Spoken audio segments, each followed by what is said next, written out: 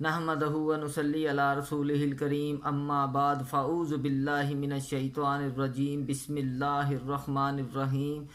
شروع اللہ کے نام سے جو بڑا مہربان اور نہایت رحم کرنے والا ہے۔ ساتھیو، آج ہم ایک اللہ کے اسم کی بات کریں گے۔ اس اسم کے اندر اللہ تبارک و تعالیٰ نے رزق کی برکتیں چھپا کر رکھی ہیں۔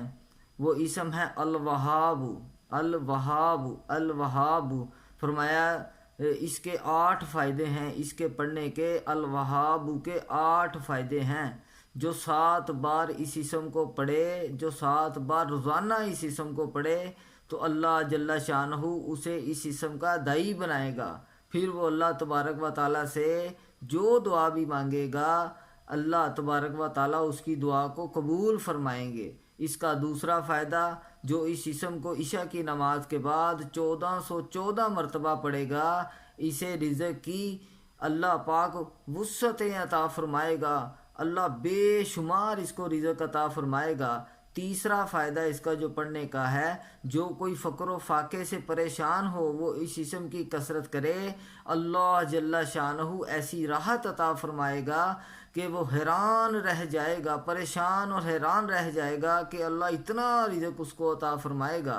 نمبر 4، جو چاش کی نماز کے بعد سجدہ کی آیت پڑھ کر سجدہ میں 7 بار الوہاب پڑھے گا، مخلوق سے بے پرواہ ہو جائے گا۔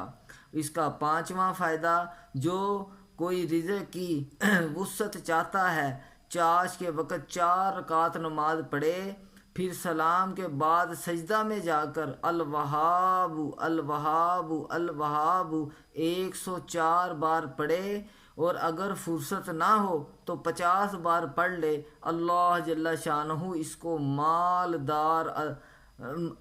مالدار بنائے گا۔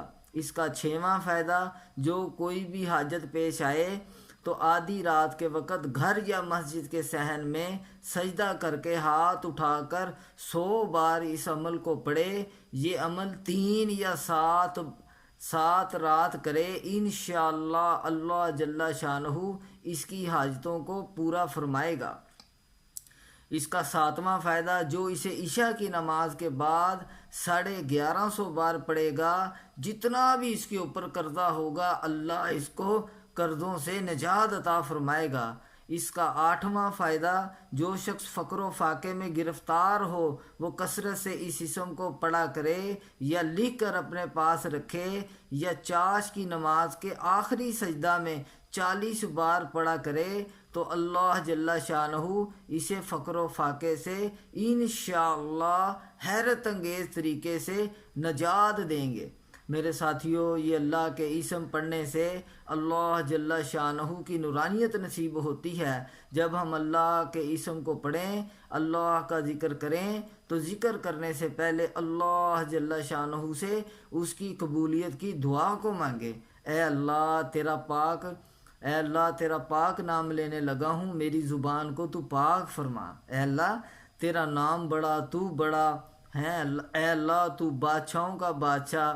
اے اللہ میں تو ایک کمزور سا انسان ہوں۔ اے اللہ مجھے اس اسم کی برکتیں عطا فرما۔ اے اللہ مجھے اس اسم کی برکتیں عطا فرما۔ اس اسم کو میری زبان پر جاری فرما۔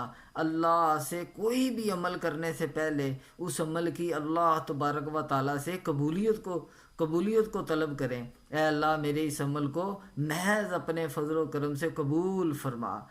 میرے دل کی چاہتوں کو، میری دل کی حسرتوں کو اے اللہ تیرے سوا کون پوری کرنے والا ہے۔ اے اللہ مجھے جناب نبی اکرم صلی اللہ علیہ وسلم کی مبارک زندگی کو اپنانے کی توفیق عطا فرما۔